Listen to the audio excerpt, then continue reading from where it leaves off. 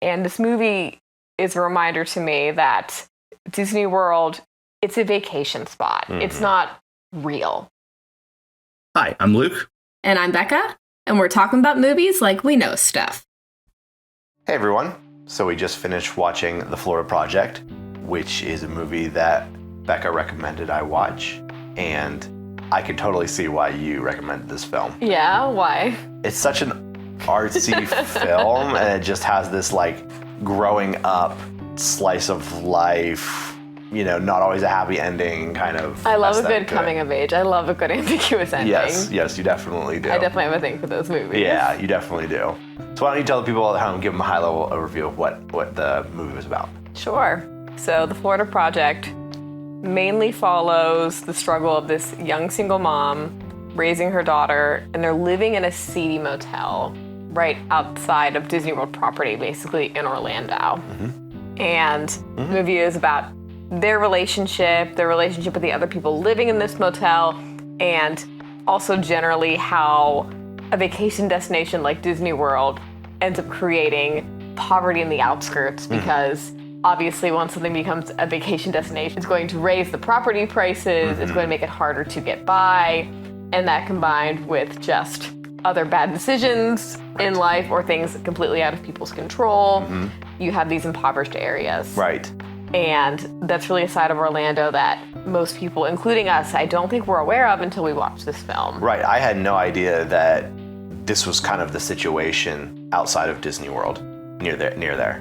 It reminds me a lot of what you said about Caribbean resorts, how... Yeah, in the Caribbean, there's a lot of really beautiful resorts there, and I realized that these islands rely on almost exclusively tourism for their income, and so you kind of get mixed feelings where you want to go there to support their tourism, but if you ever step off of the curated resort that's at these specific islands, you can just see the abject poverty that everybody lives in, and it's kind of sad to see. And so it's kind of an icky feeling. It's a very icky feeling as a traveler. Yeah, you want to support these people by going to the resort, but maybe when you go to the resort, these people aren't getting as much money as they maybe should be if they're working at the resort. I mean, I would assume that, you know, something like a Beaches or a Sandals would be employing local native islanders for these resorts, but the reality is that they're still living in poverty. Even if they're employed, then are we doing anything to add to the economy? It just makes you think. Yeah, it definitely makes you pause and think about going to places like that. I'm not saying that anyone should be condemned for going to places like that, because I've gone to my fair share of them. That is an observation that I always have when I go to places like that on vacation. And it's not something that we think about in the States. It's easy to think of that as, oh, that's another country's problem. Right. That's a third world problem. We're the first world. We don't have this. But yes, this is prevalent in our country. We have poverty. We have starvation. We have issues that we need to be helping our own citizens. Sure. And as somebody who personally stays on Disney World property 99% of the time, I almost forget that anybody lives there in general. Right. Let alone is somebody living a very hard life. Yeah, and I think you do find that in a lot of places actually that are mostly tourism driven. Like when we went to Cinque Terre in Italy, we found out that basically nobody lives there. Same with Venice, basically. I mean, there are people who live in Venice and Cinque Terre, I'm sure, but I think the vast majority of it is for tourists to come and visit. Which was a sad thing to learn, quite frankly, when we went there. It washed off a little bit of the magic. It takes the whimsy a little bit away when you know that everything is an Airbnb. Exactly, yeah. It was a little sad. A little sad to figure that out. But back to the Florida Project. Yes, of course.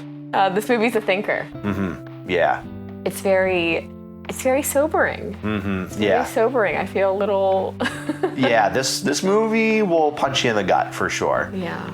It will...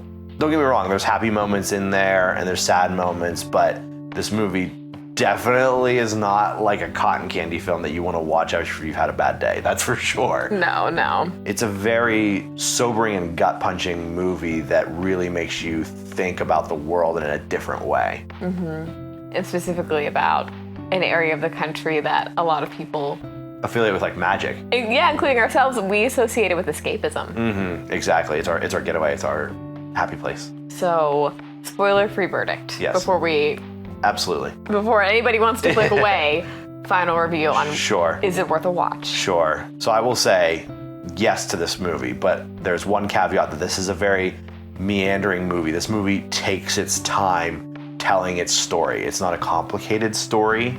It's not. It really is a camera following people's lives. It really is. The scenes don't end cleanly. No. There's no like button or snazzy dialogue. Right. It almost feels like there's sometimes no direction in the movie, but there still is obviously direction because it's a movie, but it feels like there isn't sometimes. So just be prepared that this movie will meander a bit and really live in the moment to help you feel those feelings and those gut punches that they're trying to deliver.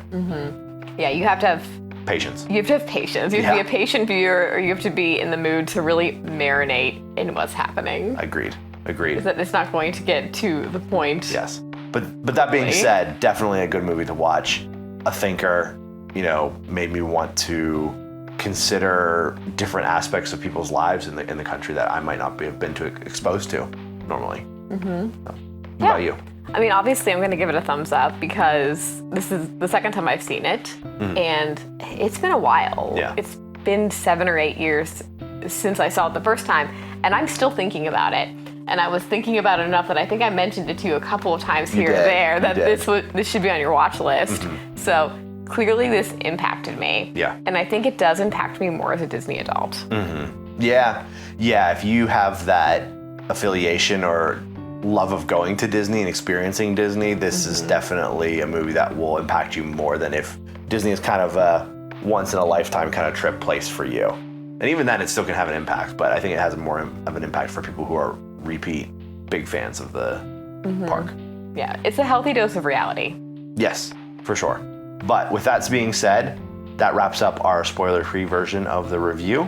If you are worried about spoilers for this movie, please go and click off now and go watch the movie. And have a great day. And have a good day. Make sure you come back and watch the rest of our review after you're done and let us know what you think. All right, if you're still with us, we're going into spoiler territories, so you've been warned multiple times. Buckle up. Becca, why don't you kick us off with what your thoughts were for the story and the plot of this movie? Sure. So you mentioned in the spoiler-free section that it's kind of meandering, and you're very right, because I had said that, the movie mostly centers around this mother-daughter relationship, but really it's a dramedy of a bunch of different side quests. So first of all, most importantly, we have Haley and her daughter Mooney, and Haley is this distressed young single mom who's clearly made probably nothing but bad decisions in her life. Yes, definitely. And it's her just trying to get by and love her daughter as much as she realistically can. And then you have Willem Dafoe, who's the building manager. Yes. And he's also trying to just keep this motel running, keep the residents safe, keep the kids safe. And he clearly has a soft spot for Haley and her daughter. He can see that they have nobody, and he's just trying to basically keep them from getting evicted. Yes. While not breaking the rules. And the third fun, more whimsical side plot is you have Mooney and some of her friends, the other kids who live in this motel and the neighboring motels. And that's the most pure part of the movie, is that they are still finding the magic of childhood in this really unfortunate circumstance. Right. And I don't know if it's just at their age, they don't realize how bad their situation is, that they have to be living in this one room with their family. Right. Or if it is this literal childhood, that you can find magic in making up a game, just in the parking lot, getting ice cream, seeing a rainbow. Yes. It is very heartwarming. Yeah, it is. And again, like I said, that's what helps you live in the moment and provides the sobering punch kind of throughout the movie, is that you see these kids doing normal kid things like soliciting free ice cream or, kicking rocks or, throwing dirt at each other or whatever. Having picnics. Having picnics, yeah, exactly. And just kind of babbling on about whatever is on the top of their mind, because there's not any sort of deep train of thought affiliated with children. So, well, the director, I believe this is a fun fact I read, is that he encouraged the kids in the scenes that they were playing to just play. He would just give them vague guidance to do those things, but all those lines weren't scripted, and they don't feel scripted. It feels like how kids talk. Honestly, yeah. They speak in fragments. They just shout things. They run. It's Yeah. I'm glad you said that, because that was probably going to be one critique that I had for the movie, was that I felt like the kids weren't good actors, but I think it's just because, like you said, they weren't really given direction. They were told to just kind of be kids, and they portray that accurately. It's crazy that I have come to expect from my Hollywood films that even children have extreme purpose and direction, and that they're part of driving the plot forward, not giving you sort of an emotional background that helps deliver a sobering moment later on. Yeah. So that's an interesting thought, that Hollywood even has us trained to the point where we think that even the children should be, precise and clean and moving the plot forward. And have the maturity to be the lead. Exactly. And I think that speaks to us growing up in the Nickelodeon Disney Channel era with all these just beautiful children who are also models. Yes. And they're also singers, and they were on the Mickey Mouse Club, Yes. or they would have been if that show didn't get canceled. Right. And that's what we're used to. And the way that the director directed or didn't direct the children, it feels like real life, because in real life, kids aren't moving the story in their lives. Right. They're just along for the ride. Right, yeah. And these kids certainly are, is they're just hanging on. Right. Just going along for the ride. They're just Whatever happens, happens. they're making the best of it. Yeah. They're not making impassioned speeches to their mothers who used to be strippers about why they need to pull it together and be a family. They're kids. They just want pepperoni on their pizza. This is life. Right. This movie feels like real life. Yeah. Or explaining to a certain space wizard about how these things work out. Obi-Wan? Yes. Yeah. I like how you had to double check. Well, I feel like that was so bad that I suppressed it. Yeah. I think that has to be the example of like the worst writing for children. It was not great That is to be the writing. worst dialogue I've ever heard. I don't know if from it's the children. worst, but it's definitely down there for sure. We're up there. Or down Depending there. on which way you're rating it. Yes. Yeah. All right. What Anyways, else? so I ranted way too much about that third side quest. All good. But essentially, that's what's driving this. The whole story is all of these people's lives and circumstances just in these seedy hotels right outside of Orlando property.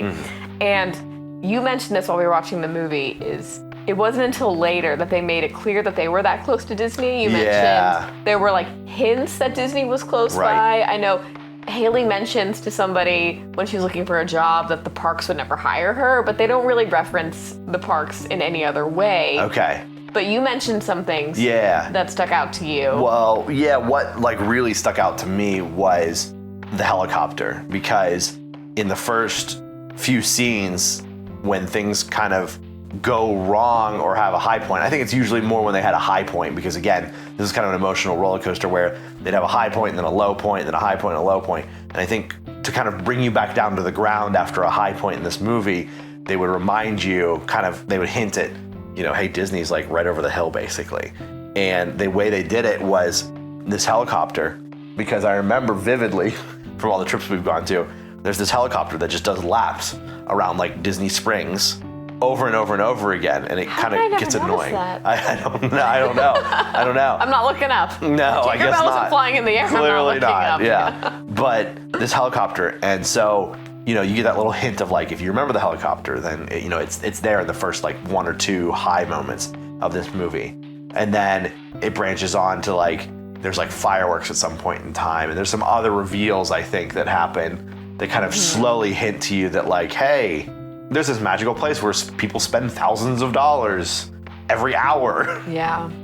Just across the hill, basically. Yeah. I think the other like big reminder that Disney is right there is that scene where that Brazilian couple come to the hotel because they booked it by mistake. Remember that husband? Yeah. He thought he had his assistant book it. Yeah. And instead of booking a Disney on property hotel, I think the seedy motel is called like the Magic Castle. Oh, okay. So they got the names mixed up or whatever. Yeah, that's right. That was a good reminder. And they're freaking out because Yes. they're these very, obviously like wealthy, probably like tech billionaire Who knows? entrepreneurs Some sort of successful people, yeah. who certainly expected to have a glamorous vacation, but they don't shove it in your face constantly. Right. That Disney is right there. Exactly. Yeah, absolutely. So I thought that was kind of a cool way to kind of reveal what was exactly going. Because again, you told me about the meaning of the Florida Project. We can get into that in a second, but the meaning, if you don't know what it is, like I didn't going into it,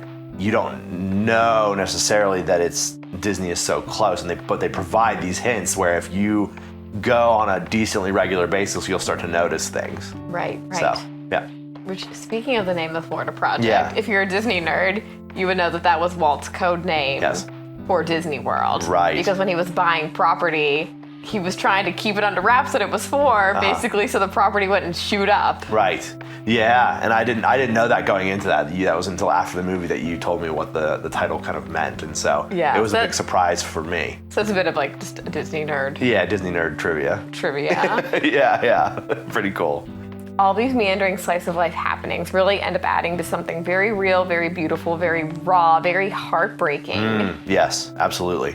Yeah, heartbreaking in multiple ways because you have the situation where the mom and the daughter are separated via child protective services, and you have Willem Dafoe's character who he has his own kind of problems to deal with.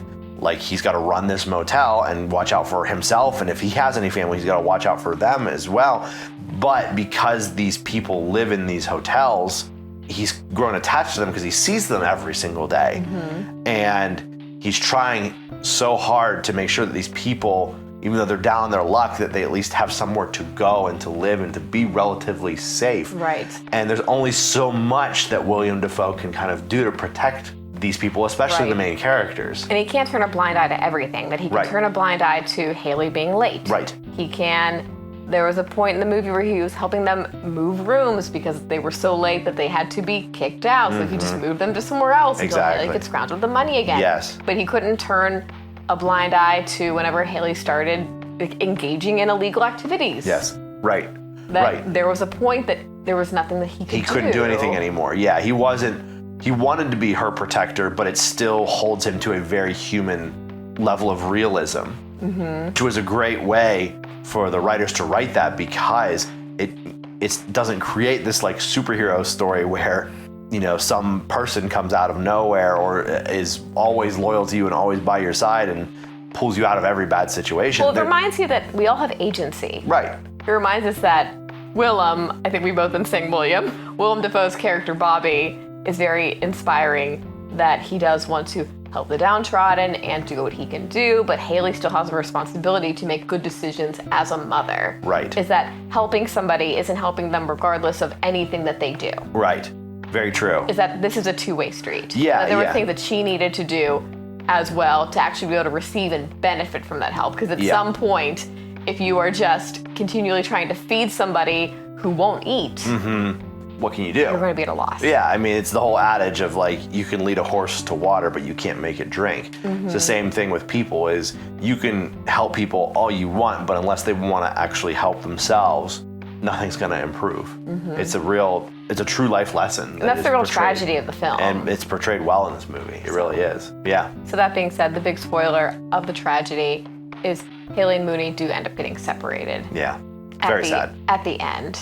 And what were your thoughts? Because I should have asked this probably when we were watching it. Was what were your thoughts on the ending when Mooney and her friend are running through Disney World? Now, I can't remember what the director's interpretation of this was because I wanted to think about what mine was. Now, do you think this actually happened? Do you think this was a hallucination? Clearly, in no reality, could children just run into Disney without a Right. ticket? Yeah. And just what was your thought on the ending? Is Yeah. that Mooney realizes she's going to be taken away on some level. Her 6-year-old mind realizes this, and her and Jancy, the other friend in the building, are running through the Magic Kingdom, and the movie just cuts. Yeah. And what did you walk away with? Yeah, so I tend to lead towards it's more of a didn't really happen symbolic type of ending because I think I interpret it more as this is almost her running back to her innocence, which she didn't quite know she had lost until this climax of the movie. Or she was about to lose. Or she was about to lose, yeah. And so she runs back to the Magic Kingdom, which is supposed to be a place of pure childlike innocence and wonder. And so that's, to me, it's a symbolic running back to innocence is kind of how I interpreted it. That's beautiful. Yeah, thank you. I would say I felt the same. Yeah. I felt the same, that the child in me wants to think that somehow she escaped and just ran to the Magic Kingdom and had a great night. Literally, yeah. But I also don't think that was the intent. I suppose if we want to be hopeful, we could say maybe it reflects that Mooney's life will have a chance of getting better. Mm-hmm. Yeah. That even though you never want to see a child separated from their parent, that maybe if things weren't going to get better or Haley wasn't going to get a proper job where Mooney could be safe and loved, that maybe there is hope for her in the future somewhere else despite this pain. Yeah, maybe it's a symbolic reference to her life is getting better. Now, yeah, like you said, well, separating a child from its parent is never a good situation. If it's a situation like it is in the Florida Project, they're probably better off with a more stable family. Yeah, it's a thinker. It really We've said that is. a couple of times, but this is a hard pill to swallow. Yeah, yep. For sure. Mm-hmm. So we've probably belabored the plot enough. Yeah. Let's move into characters. Okay. So let's talk about the kids first. Give them some love since they're along for the ride in this whole film. So we have the three kids, Mooney, the main character, who's the main actor, young actress, the daughter of Haley, her friend Scooty, who's another little boy who lives in the building with his mom, and Jancy, who lives in a neighboring hotel with her grandmother. So I have to wonder, did you ever find like Mooney grating, or did you just find her realistic? Yeah, I mean, they kind of go hand in hand a little bit, I think, in that, again, you didn't tell me until like either halfway through the movie or the end of the movie that the kids were told to just play and have fun. And so I found them annoying, but it's also like, that's what kids do. So like, how annoying really is that? Not really that annoying. Just, again, it's that Hollywood lens that people portray kids through that I've been so accustomed to noticing or seeing.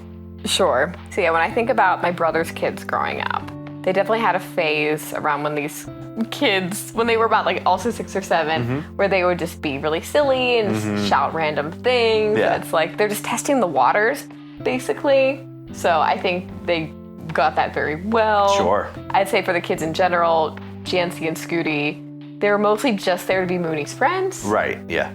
Just for somebody for her to work off of. Really, Mooney is the star of the show. Yeah, for sure. She's the main character. But it is interesting just to see them making magic in this just kind of depressed, impoverished setting. Yeah. And it reminds me a lot of the movie Labyrinth. Okay. Which have you seen? I have not seen The Labyrinth, no. I feel like we should watch it, but there's a scene that will probably give you nightmares. Okay, great. So it's a foreign film. I can't remember what language it's in. It's all in subtitles. Okay. But quick side tangent. Okay, It's ready. about this young girl, and her mom is remarrying, or has remarried like the dictator of this foreign country. Okay. And I believe her mother is about to give birth to a son, or has just given birth to a son. And this dictator, new stepfather, doesn't really want anything to do with this little girl, his like stepdaughter. Okay. He's not interested. All right. So to avoid this harsh reality that she's living in, she creates this fantasy world that she keeps going to, and she's convinced that it's real. And the whole time you're not sure. Okay. She keeps essentially walking through the door to Narnia to go to this magical land. Yeah. And even at the end of the film, you're not entirely sure if it was all in her head or if it was just this hallucination. Interesting. So this movie doesn't go that cerebral. Yeah, okay, gotcha. But my point being is that for better or for worse, children can make the best of anything, and that's where these characters shine. Yeah, agreed. Yeah, 100% agreed with that, yeah. So another character that's worth talking about before we get to, let's say, the main adults, Sure. I think would be Haley's friend Ashley. Okay. And I think that's one of the most tragic plot lines and relationships of the film. Yeah. So as a reminder, Ashley is the mom of Scooty. Yes. I remember. And they have this big falling out whenever all the kids, and really I feel like it was kind of Scooty's fault, is that they're playing in an abandoned condo. Yeah. And they end up starting a fire. Just minor arsonery between kids, no big deal. Well, they thought they were starting it in the fireplace, but they're 6 and didn't know what they were doing. Right, And yeah. I mean, they were all at fault, but wasn't it Scooty's later? I think so, yeah.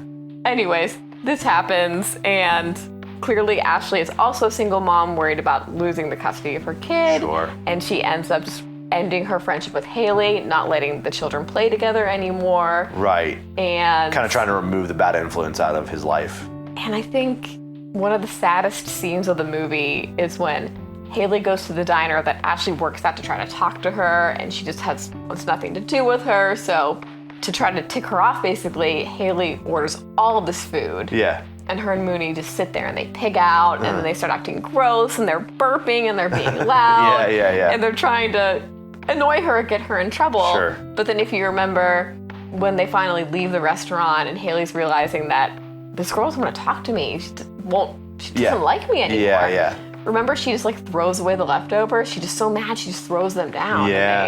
And she looks like she's gonna burst into tears. Right. And Mooney, being 6, has no idea what's going on, Right. just wondering why they couldn't take the pancakes home. Yeah. But I thought that was one of the more tragic For sure. relationships for Yeah. Haley. Well, then absolutely. And then it's also even more tragic. Maybe I'm getting ahead of us here, but it's even more tragic that it eventually devolves into a situation where she feels like she has to call CPS on Mooney and If she did, I mean, I think other people in the building knew what was going on. Right. So I'm not sure it was Ashley, Okay. but I do remember that Ashley ends up beating her up. yeah, right. Well, that's how I interpret it, is that after she beat her up, that she was like, well, I'm going to get her back by calling CPS. Yeah, I don't know. So that was my interpretation of it, at least. So I don't know how I feel about Ashley as a character. I feel for her because clearly she was concerned about the safety of her son. Yep. And I know you had mentioned when we were watching, like, well, you are the company you keep, and clearly she was worried about Right. what Haley was doing, but I still feel like she also could have handled it better. Yeah, oh, definitely. That just, I'm never going to speak to you again, I'm going to start calling you absolutely no explanation. Mm-hmm. Because clearly Haley didn't know what had happened. Yeah, clearly. She had no idea. So even though Ashley had it more together, she still also probably was mentally like 20, Yeah, where Haley's probably mentally 16. right. Yeah, definitely. So moving on to the two, let's say, adult Sure. leads. Yeah. So, Haley. Tragic Haley. Yeah, She's a frustrating character to watch. very frustrating. She just makes all the wrong decisions all the time. I do think the movie does portray that she loves Mooney as much as her emotional maturity would allow. Agreed.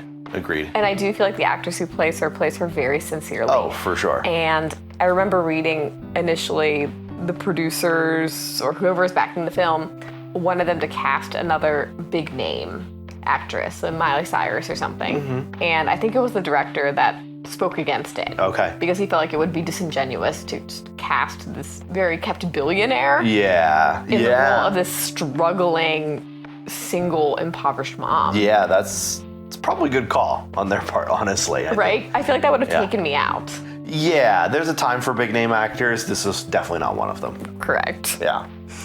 And Haley is, throughout the film, you just see her devolving in her ability to be a good mom. Yes. And the big thing that stuck out to me, how you said you noticed the helicopter, what I noticed was how the director portrayed Haley giving Mooney a bath. In the beginning of the movie, I think when she's like just lost her job and she's trying to figure things out, she still is making time to bath Mooney. Yes.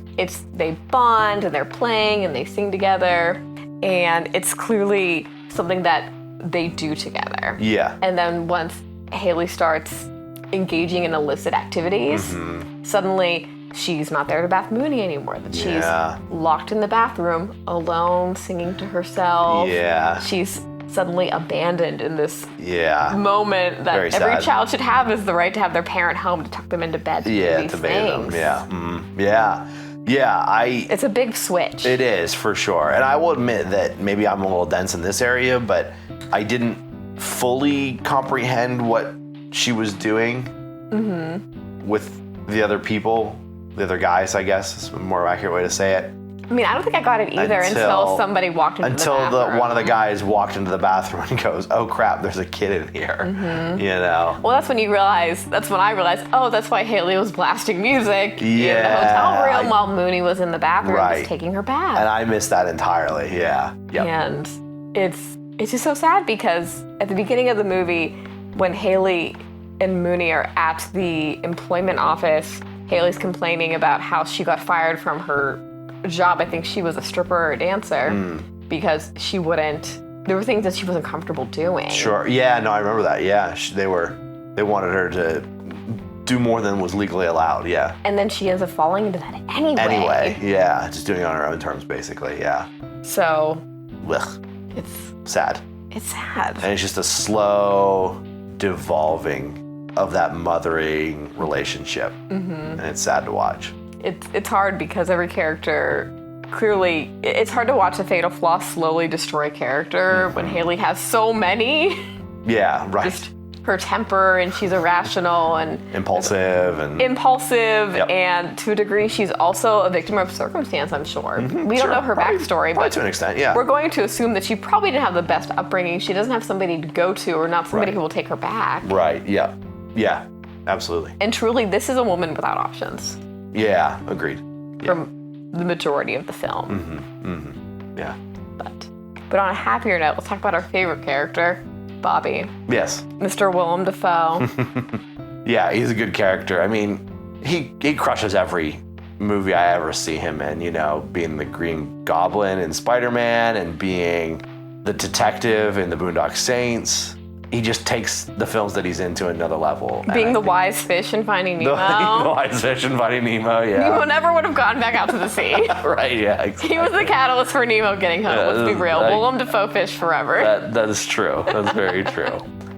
But yes, Mr. Willem does a great job in every single role that I've ever seen him in.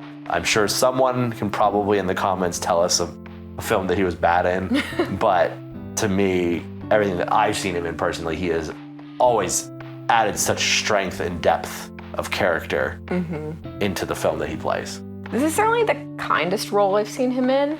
Yeah, He's that's always probably played true. really interesting, dynamic, Yes. sometimes hilarious, sometimes complicated Definitely characters. odd, yeah. But he really convinces you as that nice guy next door who still has a heart for the kids and for justice and for peace, and he just wants things to be okay. You really do get the vibe that he's just a regular guy Right. who just wants everybody I mean, yeah. to be okay. His character just wears, you know, the 80s working man jeans, basically, and a t-shirt.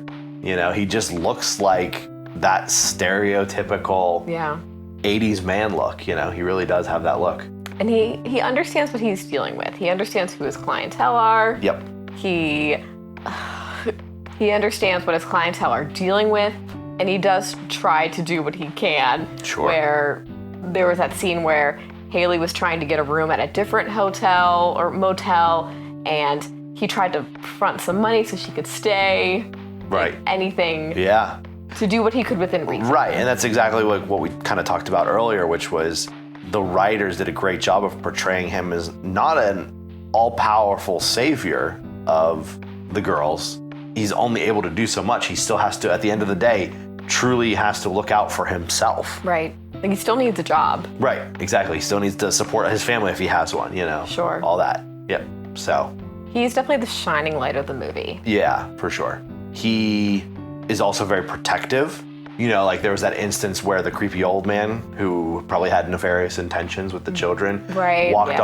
on to the property, and he steps in and shoos the Deals man with it away, quickly. basically, yeah, and handles it. Whereas, you know, none of the kids' moms were around to take care of it, so he kind of acted as a protector and a father figure in that instance because Like a pseudo parent. exactly, it kind of fell within his bounds of like, obviously he cared for the kids and he wanted to protect them, but there was an unacceptable person on his property, so he could shoo him off under the guise of, well, I was just doing what was right for my business. I'm just doing my job. Exactly. But I also feel like Bobby would just do that on the street as a character. Oh, for I sure. feel like he would just do that if he was out in a park. Absolutely. But again, I'm just talking about going back to the writing is that this guy is not an all-powerful Superman. He has to play within the realm of what is realistic for him. No, he's not a Mary Sue of a good guy. No, exactly. He's yeah, a you got normal it. That's a great guy. way to put it. Yeah, no, And he's not that way at all.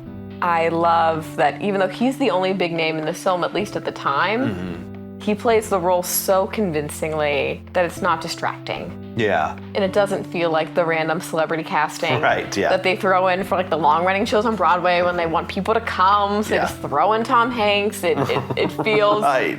Yeah. Or very whoever real. the actor or actress of the month is. Yeah, exactly. And I think he is the only big name. I think everybody else is pretty unknown. That the Yeah. children, I think it was their first major roles. Yeah. I do know that the actor who played Scooty, before this movie, he was living in a motel in Florida with his family. Oh, okay. And because of this movie, he made enough money that they could move out. Oh, wow. That's really nice. So this is a reality. Yeah, it is. This yeah. isn't based on some Right. fabrication of poverty and the housing crisis in Orlando. Right. But this is real. Yeah. But yeah, back to your point of there's no big name actors in this, at least not before this film was shot. I checked out the IMDb of a lot of the characters or the actors and actresses who played in here, and really the only movie that popped out to me like, oh, that might be something mainstream is that one of them was involved with like Cocaine Bear recently, and that wasn't even a very good film. Like not as a child, I'm assuming, right? Probably They're not older as a now. child. If it was with the children, yeah, exactly, yeah. So, so none of them really have, I guess is what I can say, have strong acting careers post this movie. Which is okay. It's not a big deal. Sometimes people just are one and done and they decide it's not for them. Mm-hmm. But it really lays at the point that these people aren't A, B, C, or even D tier Hollywood actors and actresses. And that's not, again, it's not a dig on any of these people. Mm-hmm. They just don't have a repertoire of films that they can put on their resume, essentially. Right. It just makes the film feel more real. It does. Is that it makes... Well, that's what, side tangent really quick on that point is... That's what I liked about old Star Wars, is that they never brought in celebrities to entice people to go. Like Mark Hamill, I guess Harrison Ford had maybe a little bit of a career before that. I remember reading, I don't know if it was Mark Hamill or if it was Carrie Fisher, but somebody mentioned that they thought Star Wars was going to ruin their career. Yeah. They didn't know it was going to take off, that it sounded so silly on paper, Right. and they just wanted a job, and they figured that this might be the end for them. Sure, yeah. And it obviously ended up being career defining. Right, exactly, yeah. But that's what I loved so much about early Star Wars is that they didn't bring in big name actors to sell their film or to make people go watch it. It was just good writing and a good story. And that's what very much the Florida Project feels like. It's a good writing, it's a good story. It doesn't need big name actors to draw people in. Unfortunately, I understand that if you want to be a top tier blockbuster weekend sellout movie, you almost kind of have to play that game a little bit, but I wish the game didn't have to be played that way. And so I appreciate the Florida Project for not bringing in too many big name actors on that. Yeah. Sorry for my side tangent. No, it's a fine side tangent. Well, I think we can probably just transfer into our final thoughts. Yeah, absolutely. Which, again, it's not gonna be that much different from what I've said before. No. This is a raw, beautiful film. It feels like art. It feels like really film is. for the sake It's a Becca film for sure. of art and of making you think and really giving a lens into an area of the country that most people don't see. Yeah. I can say that I've spent most of my Disney World trips on Disney property. But years ago, a dear friend of mine was currently living, not in Orlando, but in a town about an hour from Orlando. And I would stay with her and we would go to the parks. And while she lived in a very beautiful community, we would drive through real Orlando to get there. And that was, at the time, an eye-opening experience for me of seeing all of these motels and off-brand gift shops and realizing that there's a large section of the town that really just feel like a seedy beach resort. Yeah. But not the kind you would want to go to. Right, yeah. And I think I kind of forgot about that because I haven't been to real Florida, honestly, in a long time. And this movie is a reminder to me that Disney World, it's a vacation spot. It's not real. That the concept of this perfect place is a state of mind. It is.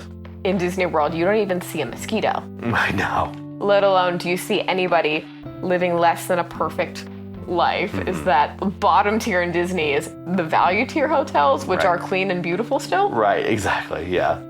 So this was a good reminder to me, as somebody who goes to Disney World often for escapism, that it is a fantasy. Yes, well said. It is a fantasy. Yes, well said, well said. Well, nothing matters until you put the number to it. So I'm gonna go first, and I'm gonna say, I'm going to give this movie a 7.9 out of 10. Because I think this movie was very good. It's not a movie that you can, like, let's just pop in the Florida Project while we, do chores or laundry or something like that. Or Is that the gauge of a good movie? I need a little pickup. I need a little pickup. I'm just saying that there's a very specific time that you want to watch this movie. It's not one of those movies that you can it generally falls into the category of movies that people, think of to watch. It's not a mainstream. No, it's not mainstream, and again, it's not a happy movie. It's definitely a lot of gut punches of reality.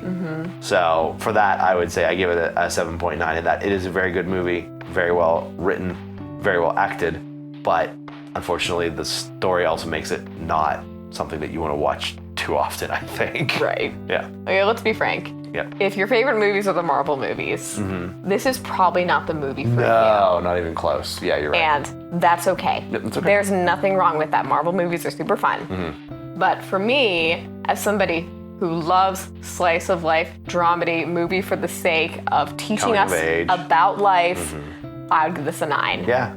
I think it's just phenomenal. It's genuine. It's heartbreaking. It's somehow whimsical. I would recommend this to anybody who loves a good dramedy or frequents the Disney World parks. I think it's almost a must-watch just for humanity. Yeah, absolutely. Yep. Patient pants required, but definitely worth a watch. Absolutely. Well, thanks everyone for watching and listening. If you haven't seen The Florida Project, we highly recommend it. Highly recommend. If you like anything we have to say or you find it interesting, please like, comment, subscribe. It helps out our little growing channel.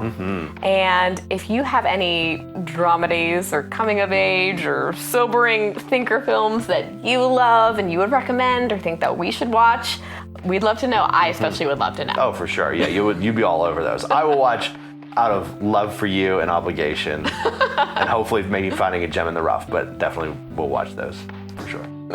All right. Well, thanks everyone. Have a great night. Bye.